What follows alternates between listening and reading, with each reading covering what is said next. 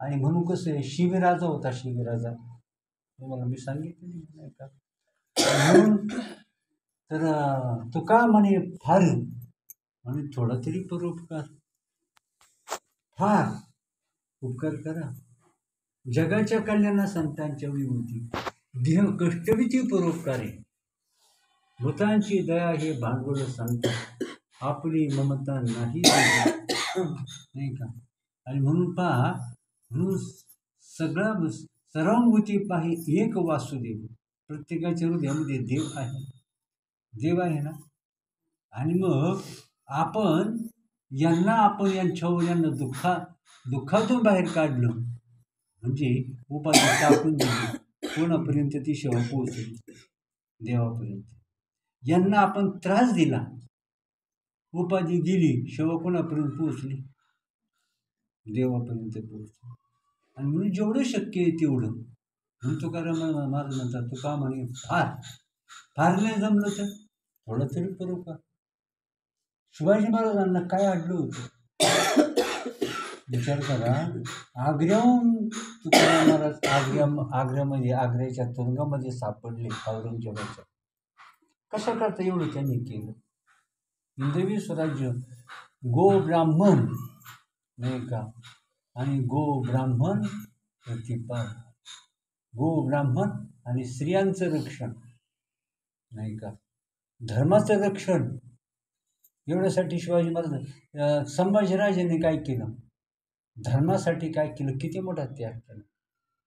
आणि आपण काय करतो, गाठी व गाठी, नुसता स्वार्थ, मरायची पळाली स्वार्थ करून करून करून करून, पण मरायची पळाली, पापाचं डोंगर झालंय स्वार्थ करून करून. मग कधी डोळे उघडायचे. नुसतं कीर्तन प्रवचन आणि ह्या परमार्थ ऐकून नाही हा प्रश्न सुटणार नाही का. आणि म्हणून खरा तो एकची धर्म, जगाला प्रेम अर्पावे, जगी जे हीन अतिपतित त्या जाऊनी उठवावे. मग कसं आहे, आपली जी काही थोडंसं जे काही आपली फार नाही, आपली जेवढी ओंज संतांची पावलं फार मोठी होती, आपल्याला तेवढं करता येणार नाही, पण थोडंसं तरी काय जाण तरी ठेवावी का नाही आपण. कोण्याही जीवाचा न घडो मत्सर, वर्म सर्वेश्वर पूजनाची. का कोणाचा मत्सर करावा, का कोणाचा द्वेष करावा नाही का. कोणाचा मत्सर करू नाही, कोणाचा द्वेष करू नये नाही का. आणि म्हणून संतांनी कोणाचा द्वेष केला नाही, कोणाचा मत्सर केला नाही. निंदा स्वतःकडं, निंदा आणि स्तुती दोन्ही काय केली नाही का. मग त्याला विशाल अंतःकरण त्याला म्हणतात. त्याला काय म्हणायचं, योगी पावन मनाचा, साहे अपराध जनाचा, विश्वरागे झाले वनी, संती सुखी भावे पाणी नाही का. आणि म्हणून कसं आहे, ज्याने त्यांनी विचार करायचा आहे. तुकाराम महाराजांनी आपली 65 लाखाची जहागिरी उधळून लावली. मग आपण म्हणतो देह माझा नाही, देह नाही, मन नाही, बुद्धी नाही, इंद्रिय नाही, यांचं काय करायचं, यांचं काय करायचं नाही का. आणि आपल्या हनुमंतरायांनी काय केलं, प्रभूंच्यासाठी सेवेसाठी, जन नो हे अवघा जनार्दन, आईशे ऐकता निवती साधू जन. काय सांगितलं, जन नो हे अवघा जनार्दन नाही का, आईशे ऐकता निवती साधू जन. नुसतं ऐकायचं नाही, नुसतं बोलायचं नाही. तुका म्हणे करून जावीन त्याचे पाय माझे नाही का. तुका म्हणे नुसतं हा स्वार्थ झाला. आणि म्हणून आत्मतत्वदृष्टी नाहीच बा गेली, तोरी ब्रह्मबोली बोलून काय नाही का. असं नाही.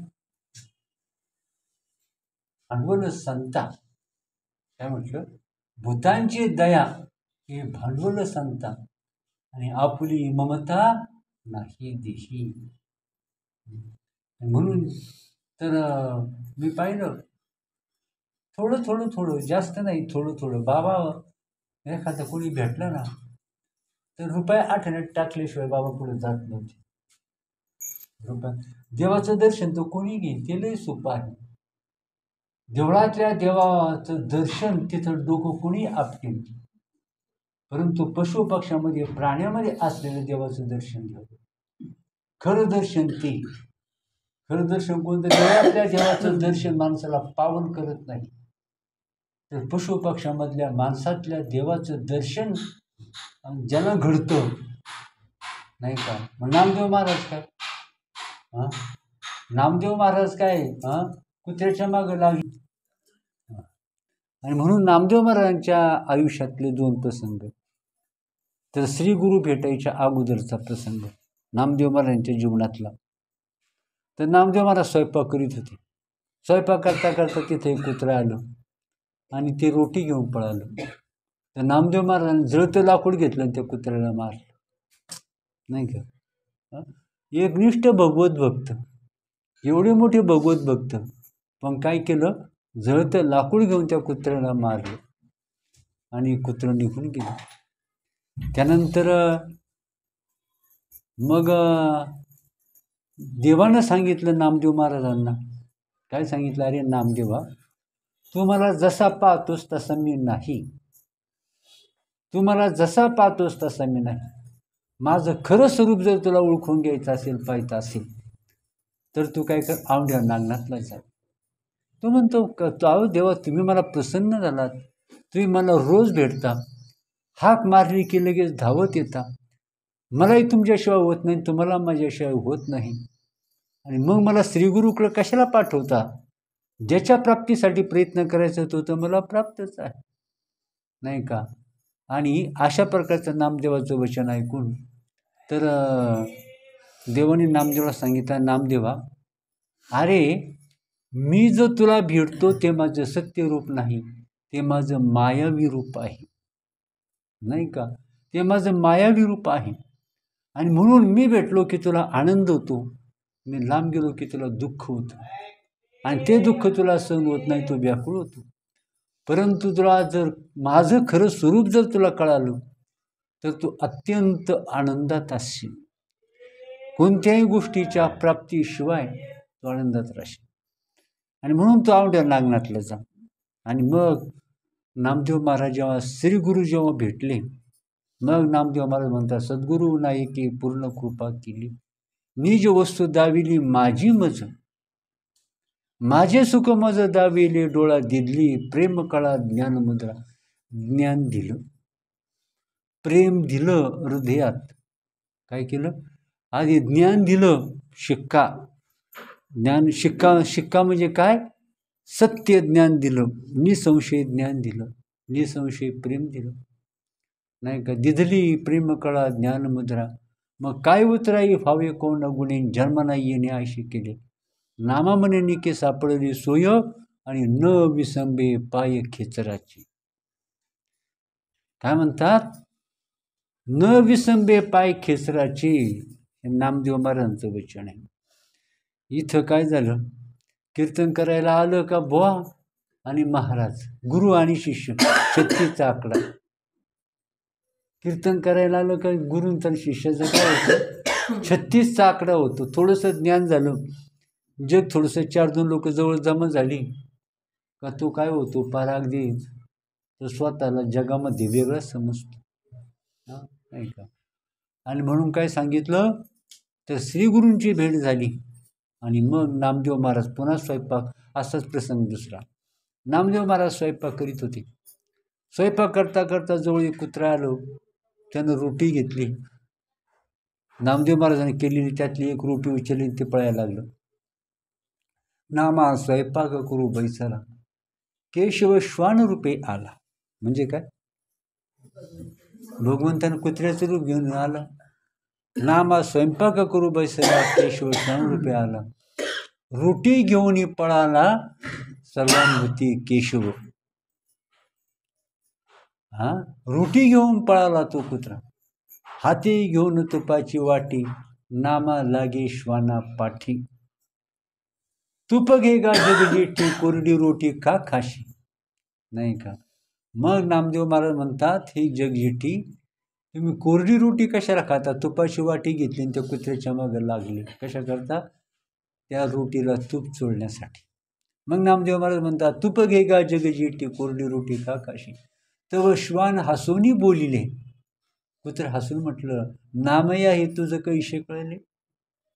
तू मला जगजेठी म्हणतो परमेश्वर, म्हणून तुम्हाला संबोधतो, हे तुला कसं कळलं? नाही का, तुप घे का जग कोरडी रोटी तव श्वान हसून बोलिले, नामया तुझे कैसे कळले? इरू म्हणे खेचरू उपदेशले, सर्वाभूती केशव.